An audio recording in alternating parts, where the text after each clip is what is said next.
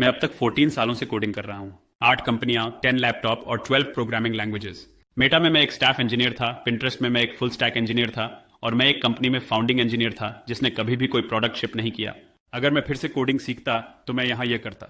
सबसे पहले मैं माइंडसेट पर ध्यान फोकस करूंगा। वेट, तुम्हें यह बुक पढ़ना चाहिए, डिस्क्रीट मैथमेटिक्स विद डक्स। सबसे महत्वपूर्ण कॉन्सेप्ट्स हैं कॉम्बिनेटोरिक्स, ग्राफ थ्योरी और बाइनरी। वेट, ठहरो ठहरो, हम नए एल्गोरिदम इन्वेंट करने का प्रयास नहीं कर रहे हैं, हम थ्योरी में डूबने का प्रयास भी नहीं कर रहे हैं, हम कोडिंग सीख रहे हैं। और असल में कोडिंग शुरू करने के लिए आपको मैथमेटिक्स की जरूरत नहीं है, बस कुछ बेसिक लॉजिकल स्किल्स होनी चाहिए। तो मैं इसके साथ समय बर्बाद नहीं करता। मैं यह करूंगा कि वेट, तुम्हें असल में यह करना चाहिए, प्रोग्रामिंग बुक को शुरू से आखिर तक पढ़ो, जैसे कि हेड फर्स्ट कॉटलिन। इसे बिस्तर पर सोते समय पढ़ो। वेट वेट वेट, एक बार और ठहरो। हम कोडिंग सीखने का प्रयास कर रहे हैं और प्रोग्रामिंग की बुक पढ़कर आप इसके लिए तैयार नहीं होंगे। वह ऐसा है जैसे आप पिकल बॉल खेलना सीख रहे हो जबकि आपने कभी असल में पैडल को स्विंग ही नहीं किया। आप कीबोर्ड पर हाथ रखकर कोडिंग सीखते हैं, यू लर्न बाय डूइंग। ठीक है, तो इस सभी डिस्ट्रैक्शन से दूर अगर मैं फिर से कोडिंग सीखना चाहूं तो मैं कैसे शुरुआत करूंगा? पहले मैं कोडिंग के लिए प्रॉपर माइंडसेट को कवर करूंगा, फिर मैं आपको ठीक से बताऊंगा कि आपको क्या सीखना चाहिए, और आखिरकार मैं आपको बताऊंगा कि आप अपने कोडिंग ज्ञान को सॉफ्टवेयर इंजीनियरिंग में कैसे बदल सकते हैं। समझने की पहली बात है कि आप कोडिंग सीखते हैं कोड लिखकर, पुस्तकें पढ़कर और मैथमेटिक्स सीखकर नहीं। केमिस्ट्री या मैकेनिकल इंजीनियरिंग के विपरीत आपको एक लैबोरेटरी में जाने की जरूरत नहीं है और सारे इक्विपमेंट्स प्राप्त करने की जरूरत भी नहीं है जिससे एक्सपेरिमेंट्स को चलाया जा सके। कोडिंग में एक एक्सपेरिमेंट का अर्थ है कि आप 2 मिनट कंप्यूटर में टाइप करते हैं और आपको उस एक्सपेरिमेंट का रिजल्ट कुछ मिलीसेकंड बाद मिल जाता है। क्योंकि कोड इतनी तेजी से लिखना पूरी तरह से मुफ्त है, सबसे अच्छे प्रोग्रामर्स रोज ये करते हैं और आपको भी यह करना चाहिए। जब आप पहली बार प्रोग्रामिंग शुरू करते हैं तो आपको मुश्किल महसूस होगी, लेकिन यह ठीक है। खुद को इजाजत दें कि आप सबसे भयानक बगी कोड लिखें। मैं निश्चय ही शुरुआत करते समय ऐसा करता था। मैं वादा करता हूं कि बगी कोड लिखने से किसी को चोट नहीं पहुंचेगी, यह बहुत ज्यादा समय नहीं लेगा और आप बहुत तेजी से सीखेंगे। दूसरा माइंडसेट वह है कि डिस्कंफर्ट को गले लगाना सीखो। एक प्रोफेशनल सॉफ्टवेयर इंजीनियर के रूप में आप ऐसे कोड बेस में काम करेंगे जिनमें करोड़ों लाइनें हो सकती हैं और वे बहुत सारी टेक्नोलॉजीज का उपयोग करते हैं। एक इंसान, मैं या तुम, सब कुछ नहीं समझ सकता है, लेकिन यह मतलब नहीं है कि तुम कोई योगदान देने और महत्वपूर्ण प्रभाव डालने के लिए तैयार नहीं हो। गूगल तुम्हारा सबसे अच्छा दोस्त है और तुम्हें अपने क्वेश्चन को रिफाइन करने की आदत डालनी चाहिए, स्टैक ओवरफ्लो में जाने की और कई एक्सपेरिमेंट्स करने की भी। यह बात स्वीकार करने के लायक है कि act of creation act of consumption से बहुत बहुत मुश्किल है। खाली स्क्रीन पर खाली कैनवस को घूरना इतना मुश्किल होता है और इसलिए हम बहुत आकर्षित हो जाते हैं कि हम सिर्फ यूट्यूब खोल लें या ईमेल देखें या कुछ और करें जो हमारे ध्यान को भटका दे। अपनी विल पावर पर भरोसा रखने की बजाय एक हेल्थी एनवायरनमेंट बनाने पर ध्यान केंद्रित करो। उदाहरण के लिए, मैं और बहुत सारे लोग फोन पर पुश नोटिफिकेशंस के कारण बहुत डिस्ट्रैक्ट हो जाते हैं, और तो जब मैं ध्यान केंद्रित करने के लिए समर्पित हो रहा हूं और मेरे पास 30 मिनट का ध्यान का समय है तो मैं अपने फोन को अपने आसपास के एनवायरनमेंट से और अपने कमरे से दूर हटा देता हूं। अब तुम्हारे पास सही माइंडसेट है, लेकिन तुम्हें एक गलती से बचना होगा जो लोगों को असफल कर देती है।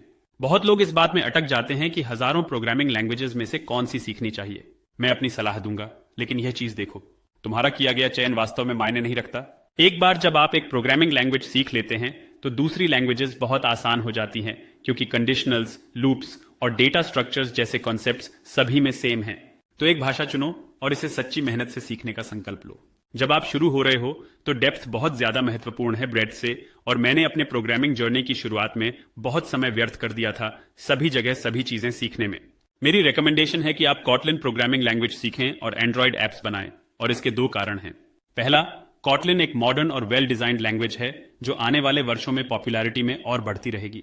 कॉटलिन जावा के साथ भी पूरी तरह से संगत है, जिसका दशकों से उपयोग किया जा रहा है। और सबसे अच्छी बात है कि कॉटलिन का उपयोग फ्रंट एंड पर एंड्रॉइड एप्स विकसित करने के लिए और बैक एंड डेवलपमेंट के लिए भी किया जाता है। और इसलिए कॉटलिन को सीखने पर बहुत सारी अपॉर्चुनिटीज, बहुत सारी कंपनीज मिल जाती हैं जहां आप जा सकते हैं और योगदान दे सकते हैं। और इससे आता है दूसरा, जो है कि कॉटलिन आपको एक नेटिव एंड्रॉइड ऐप बनाने और प्रकाशित करने की अनुमति देता है, जो बेहद शक्तिशाली है। जब आप एक एंड्रॉइड ऐप पब्लिश करते हैं तो आपको स्क्रीनशॉट जोड़ने की जरूरत होती है, आपको रिलीज बिल्ड बनाने की जरूरत होती है और आपको एक रिव्यू प्रोसेस से गुजरने की जरूरत होती है। यह वेबसाइट पब्लिश करने से बहुत बहुत ज्यादा काम है, लेकिन यह एक बहुत महत्वपूर्ण चीज बता देता है जिससे लोगों को आपके काम का मूल्यांकन करना बहुत बहुत आसान हो जाता है। एक बार जब आपकी ऐप प्ले स्टोर में लाइव हो जाती है तो डाउनलोड की गणना और आपको मिले स्टार्स की संख्या पब्लिक हो जाती है। एक अच्छा ऐप दिखाता है कि आपने कुछ न्यूनतम गुणवत्ता के बारे में समझा है और मूल्यवान सॉफ्टवेयर बनाने में सक्षम हो गए हैं और यह कोड सीखने का मकसद है। एंड्रॉइड या iOS ऐप पब्लिश करने से आपको एक तरीके से अपने काम को शोकेस करने का मौका मिलता है, पर एक बैक एंड C++ प्रोजेक्ट या एक हैस्केल प्रोजेक्ट या वेबसाइट आसानी से शोकेस नहीं होती हैं। दूसरी चीज है कि आपको अपना कोड पब्लिश करने से भाग्यशाली होने का मौका मिलता है और यह असल में मेरे साथ हुआ है। मैंने अनजाने में एक एप्लीकेशन बनाई थी जिसे ब्राजील में बड़े पैमाने पर पसंद किया गया था। इसके 100,000 डाउनलोड हुए। दूसरी हैक यहां यह है कि एक ही ऐप को कई बार बनाओ। पहली बार जब आप ट्यूटोरियल फॉलो करते हैं या एक प्रोजेक्ट बनाते हैं तो बहुत चीजें हैं जो आप समझ नहीं पाओगे और यह बिल्कुल ठीक है। उदाहरण के लिए आप किसी कोड की लाइन के प्रभाव को समझ नहीं सकते या आप नहीं समझ सकते कि डेटा एक स्थान से दूसरे स्थान पर कैसे पहुंचा। तो अगर आप किसी ट्यूटोरियल के साथ चलकर सीख रहे हैं तो जब ऐप की पहली वर्जन तैयार हो जाए उसी ऐप को फिर से बनाओ, पर इस बार ट्यूटोरियल की कम सहायता लेकर 3 या 4 बार इसे शीर्षक में वाकई करो और ट्यूटोरियल पर कम निर्भर रहो और हर बार प्रोजेक्ट को बढ़ाते जाओ। तुम्हें बहुत ज्यादा कॉन्फिडेंस मिलेगा और तुम्हें असल में चीजों की गहरी समझ होगी। फिर से यह मायने नहीं रखता कि तुम क्या सीखते हो, लेकिन मैं यह सिफारिश करता हूं कि तुम एक चीज के लिए समर्पित हो जाओ और उसे अच्छी तरह से सीखने का संकल्प लो। अगर तुम्हारे पास कुछ मन में नहीं है तो मैं यहां YouTube पर एक 20 पार्ट ट्यूटोरियल उपलब्ध कर रहा हूं, जहां हम एक खाली प्रोजेक्ट से शुरू करते हैं और अंततः गूगल प्ले स्टोर में पब्लिश्ड एंड्रॉइड ऐप तक पहुंचते हैं। यदि आप इंटरेस्टेड हैं तो मैं डिस्क्रिप्शन में एक लिंक को छोड़ दूंगा। अंत में, बहुत से लोग कोड सीखने के आखिर में एक सॉफ्टवेयर इंजीनियर बनने का लक्ष्य रखते हैं, तो मैं इसके बारे में कुछ सुझाव देता हूं। एक कोडर सिर्फ कोड लिखता है, लेकिन एक सॉफ्टवेयर इंजीनियर कोड लिखता है ताकि वह लोगों के जीवन पर प्रभाव डाल सके। ये वह स्किल्स हैं जिन पर मैं अपनी बन रही कंपनी टारो में ध्यान केंद्रित करता हूं। हमारे पास लाइव इवेंट्स, मास्टर क्लासेस और एक डिस्कशन फोरम है जहां सबसे बेहतरीन इंजीनियर्स करियर ग्रोथ पर ध्यान केंद्रित करते हैं। इसे jointaro.com पर जाकर चेक करें। दूसरा, कुछ मायने रखने वाला, मुझे एक और बात बतानी है। जब तुम कोडिंग शुरू कर रहे हो तुम्हें हर एक दिन एक लीड कोड समस्या करनी चाहिए। तुम जानते हो ना, जैसे कहते हैं रोज एक लीड कोड करने से बेरोजगारी दूर रहती है। रुको, थोड़ा ठहरो, यह आदमी फिर से गलत है।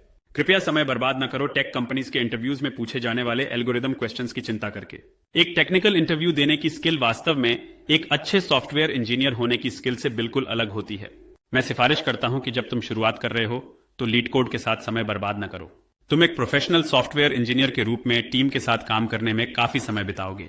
जब तुम टीम में हो, एक साझी कोड बेस में लोगों के साथ योगदान देने के लिए तुम्हें गिट जैसे एक वर्जन कंट्रोल सिस्टम के फंडामेंटल्स को सीखना चाहिए। तुम्हें इतने गहरे जाने की जरूरत नहीं है। तुम बार बार उपयोग करने वाले 5 या 6 मूल कमांड्स का उपयोग करोगे। ऐसे चीजें जैसे जिट रिपोजिटरी में ऐड, कमिट करना और पुश करना। तो उन्हें सीखो और फिर आगे जाने वाले और टीम के साथ काम करने के दौरान जो अन्य कमांड्स हैं उन्हें सीखो। अंत में, जितनी जल्दी हो सके दूसरे लोगों को पढ़ाना शुरू करो। जब तुम किसी नए कॉन्सेप्ट से गुजरो, अपनी टीम के लोगों को यह कॉन्सेप्ट समझाओ, अपने कुत्ते को समझाओ या अपने रबर डक को समझाओ। यह तुम्हें अधिक सीखने में मदद करता है। यह विज्ञान द्वारा समर्थित है। हम पढ़ी हुई चीज को 10% याद रखते हैं, देखे गए चीज को 20% और सिखाए गए चीज को 90%। इसलिए जो भी तुम्हें सिखाता हूं उसके बारे में एक YouTube वीडियो बनाना या एक ब्लॉग पोस्ट लिखना बेहद मूल्यवान साबित होता है। अगर किसी अन्य को नहीं तो खुद के लिए तो बिल्कुल। कभी कभी हम सोचते हैं कि हम कुछ समझ रहे हैं, लेकिन हमारे दिमाग से बाहर निकालकर किसी को सिखाने पर हमें बहुत अधिक स्पष्टता मिलती है, चाहे वह मौखिक रूप से हो या लिखित रूप से। क्लियर कम्युनिकेशन ही वे गुणी सॉफ्टवेयर इंजीनियर को मामूले से अलग करता है। कोडिंग का वर्ल्ड हर समय बदलता रहता है। इस वर्ल्ड में कई गहरे तकनीकी समस्याएं होती हैं और इसका प्रभाव दुनिया पर विशाल होता है। यह हमेशा आसान नहीं होगा, लेकिन मैं वादा करता हूं कि कोडिंग सीखना सबसे फुलफिलिंग एक्टिविटीज में से एक है। कृपया अपने कोडिंग जर्नी में आप कहां खड़े हैं या अन्य लोगों को कोडिंग सीखने के लिए कोई टिप्स हैं तो टिप्स कमेंट सेक्शन में बताएं। देखने के लिए धन्यवाद और मैं अगले वीडियो में मिलूंगा। अलविदा।